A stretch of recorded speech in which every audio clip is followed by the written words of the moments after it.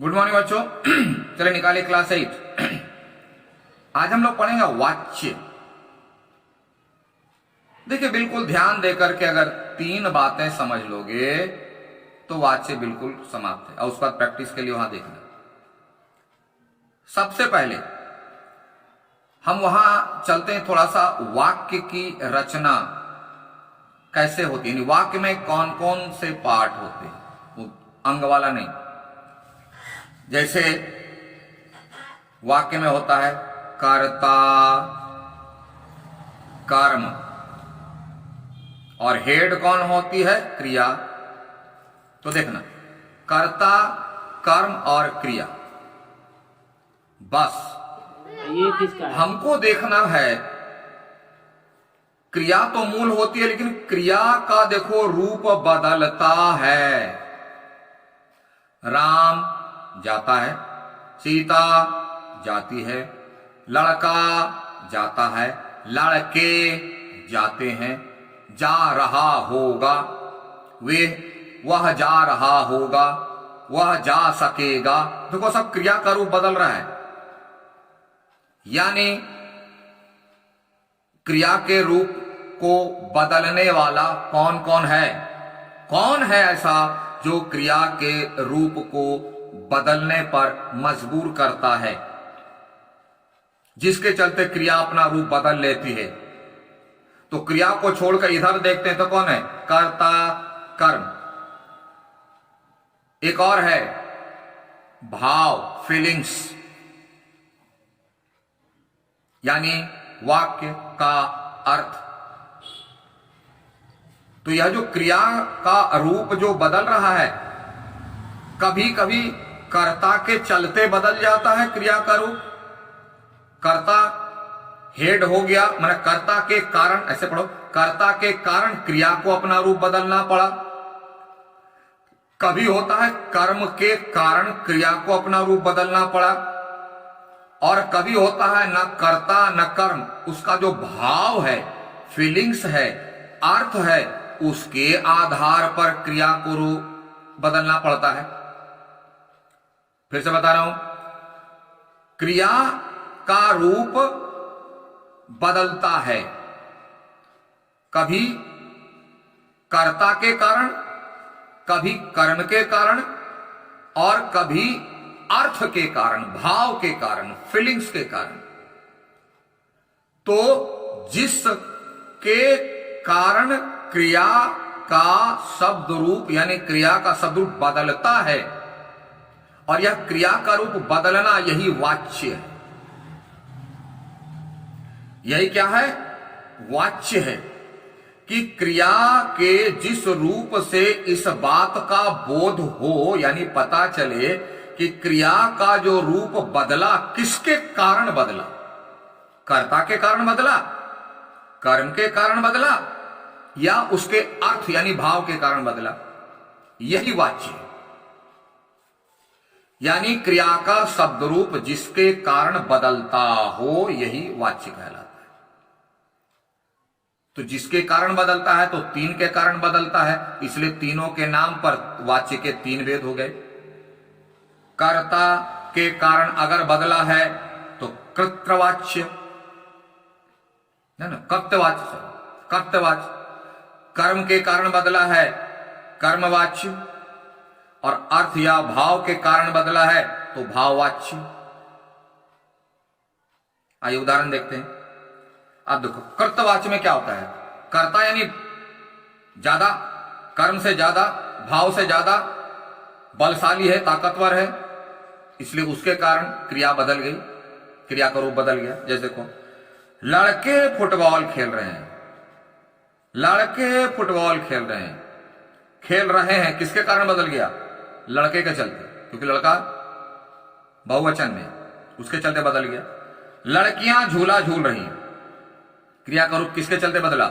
लड़कियां रही हैं, स्त्रीलिंग है, इसके प्रभाव में आकर के, इससे प्रभावित होकर के क्रिया बदल गई। कबूतर दाना खा रहा है, मां खाना बना रहे, किसके चलते बदला? क्रिया का रूप, रहा है, रही है, कर्ता के कारण। तो यहां जो है लड़के कबूतर में मां करता है, अतः क्रिया के लिंग तथा वचन भी कर्ता के अनुसार है। इसी के अनुसार क्रिया बदल गई। यदि कर्ता पुल्लिंग है तो क्रिया भी पुल्लिंग होगी, यदि कर्ता स्त्रीलिंग है तो क्रिया भी स्त्री। इस प्रकार वचन भी कर्ता के अनुसार होगा। इसलिए यहां कर्तवाच्य है, इसीलिए यहां कर्तवाच्य। कुछ विशेष ध्यान, कर्तवाच्य में सकर्मक और अकर्मक क्रिया दोनों में से कोई भी हो सकती है। ऐसा नहीं कि अकर्मक भी हो गया। क्यों? सकर्मक अगर है तो उस क्रिया का कर्म होगा, अकर्ता तो होगा ही। लेकिन अगर अकर्मक भी है तो अकर्मक क्रिया किस पर प्रभाव डालती है? कर्ता पर। तो कर्ता तो होना ही है, इसलिए दोनों कोई भी हो सकता है। कर्तवाच्य में कर्ता के साथ से, के द्वारा परसर का प्रयोग नहीं किया जाता। देखना एमसीक्यू में ये सब ज्यादा पूछते हैं। तो कृतवाच्य समझ गए। अब आ जाओ कर्मवाच्य में।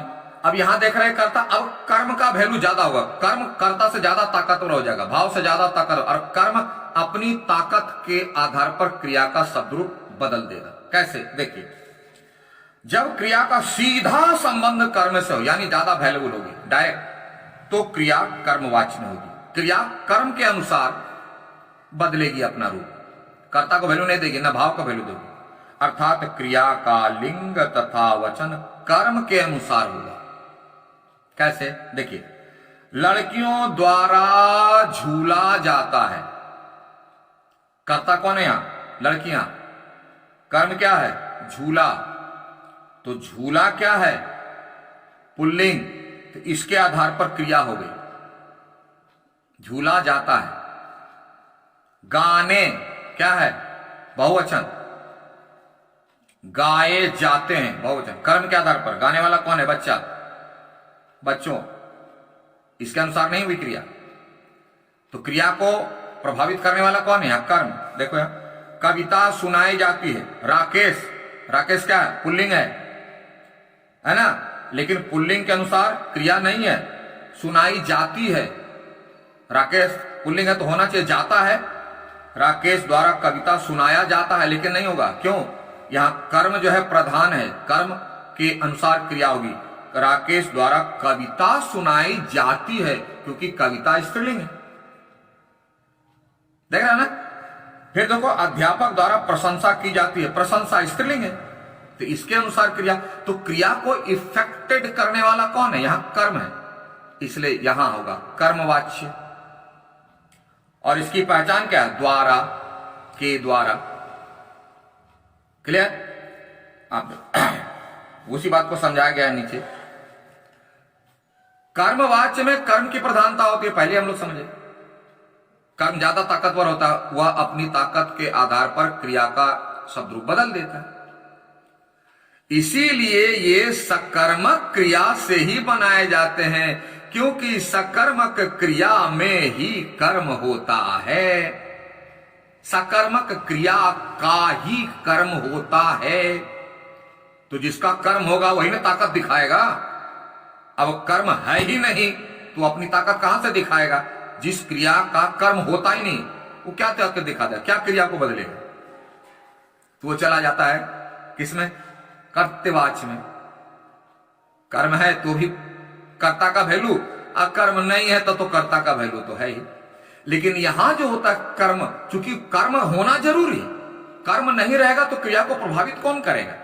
इसलिए यह सिर्फ किसमें होता है? सकर्मक क्रिया। ठीक है? और इसकी पहचान क्या है? से, के द्वारा लगाते हैं। जिस वाक्य में देखो तो समझ लेना कि यह जो है कर्मवाच्य है। अब एक अंतिम बचता है भाववाच्य। यहां न कर्ता अपनी ताकत दिखा सकता है, न कर्म अपनी ताकत दिखा सकता है। दोनों को छोड़ के मीनिंग इंपॉर्टेंट हो जाता है। बोला कर्ता, बोला चलो हटो, कर्म चलो हटो, कौन आएगा? मीनिंग इसका पावरफुल है। Feelings, feelings, feelings. आइए देखिए, जिस वाक्य में ना तो कर्ता प्रधान हो और ना ही कर्म, बल्कि क्रिया में भाव की प्रधानता होती है।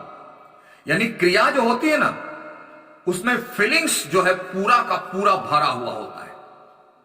न कर्ता का वैल्यू न कर्म का वैल्यू, तुम स्त्रीलिंग लो पुल्लिंग उससे कोई लेना देना नहीं, एक वचन हो बहुत कोई लेना नहीं।